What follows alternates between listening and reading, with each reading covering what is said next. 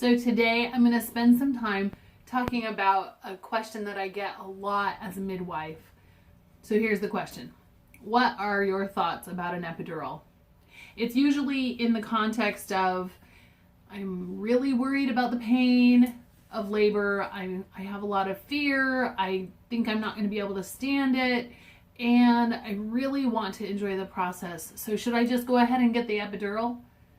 So first off, as a contextual comment, most people don't know that the American health system is not set up to support healthy, unmedicated birth. There isn't a lot of trust in women's bodies or their ability to know and understand what's going on.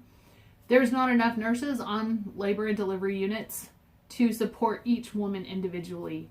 And there's a lot of the 19th century worldview of our bodies being machines and that we need to basically be saved from our bodies.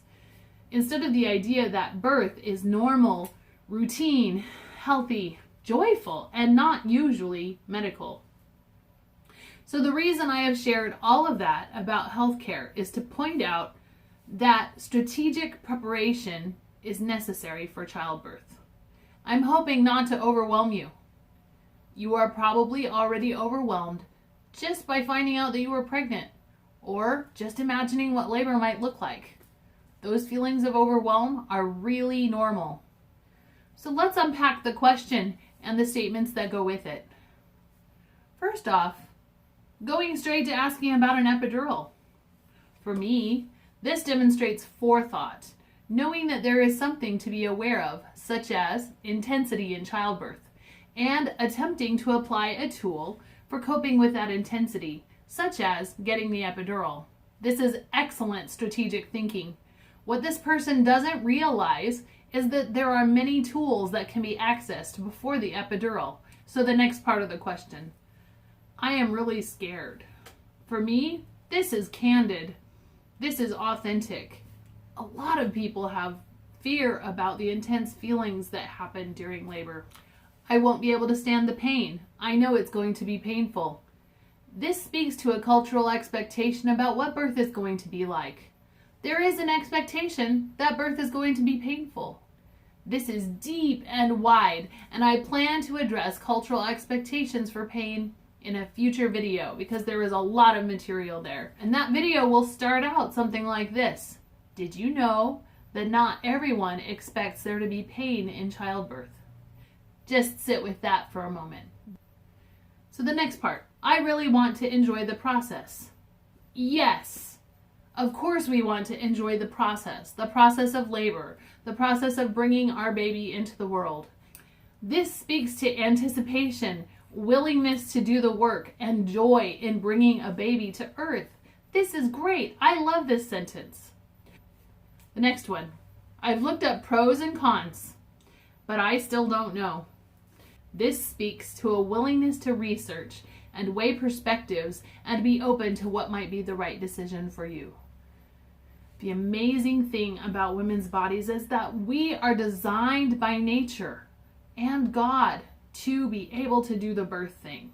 It's amazing, and it works really well most of the time. Your body is designed by nature to do childbirth. That's a very empowering statement. The second part is it works really well most of the time. Nature designed a system that works. Hooray! So the main part of our body to prepare for childbirth is our brains. Of course, there are excellent and common sense things that can be done, such as exercise your bodies and prepare excellent foods for eating. You can do all that preparation and still not have done the mind work. You may still have fear, anxiety, doubt, concern, even cultural expectations, family expectations. Maybe you have a history of failure or a history of trauma. Those things can get in the way of a normal, healthy progress of labor. So basically, this question is opening a whole can of worms. And I can't go into all of those things in one video. What I can do is suggest some preparation strategies to help you make an informed decision about whether you want to get an epidural. Suggestion number 1, make that an informed decision. Don't make it out of fear, doubt, or anxiety. Understand that epidurals are tools, and they can be used well and effectively. Often, their best use is after the woman has labored for a long time, 12 hours, 24 hours or more, and is exhausted and still has a long way to go in her labor process. Epidurals require the following: 1 or more IVs actively in place, a whole liter of fluids to be run before placing the epidural. They require you to sit still for a long time while having contractions, and occasionally they don't work. You will have to have continual fetal monitoring and usually a urinary catheter. You do become mostly tethered to the bed, and you have a reduced ability to move around, to be active, stand, and position yourself during labor. Epidurals do interrupt the physiologic process of labor that brings your baby. And so once that process is interrupted, you are more likely to need a little bit of help. For example, a vacuum or maybe a little bit of Pitocin to strengthen contractions. It is just harder to feel and work with your body with decreased sensation. Your support people, such as your partner, your doula, or your mom, may have to leave the room during the process of placing the epidural, right when things are getting really intense. Also, understand that anything done to you during labor also affects your baby, and there can be complexities in how baby is coping with the labor or his ability to latch and breastfeed after the birth. Some people do have after effects from getting the epidural anesthesia. Also, many people really love their epidurals and feel like it helps them to relax and have their baby joyfully. So suggestion number 2, don't be passive in your childbirth preparation. Don't hope for labor and birth to go how you imagine. Don't hope for a natural birth. You can prepare for labor and birth just like you would for a marathon, a music audition, or a business presentation. You would do research, you would work out, you would train or practice to make hard things easier, to visualize the result that you want, and then get the best nutrition and rest leading up to it for the best possible outcome.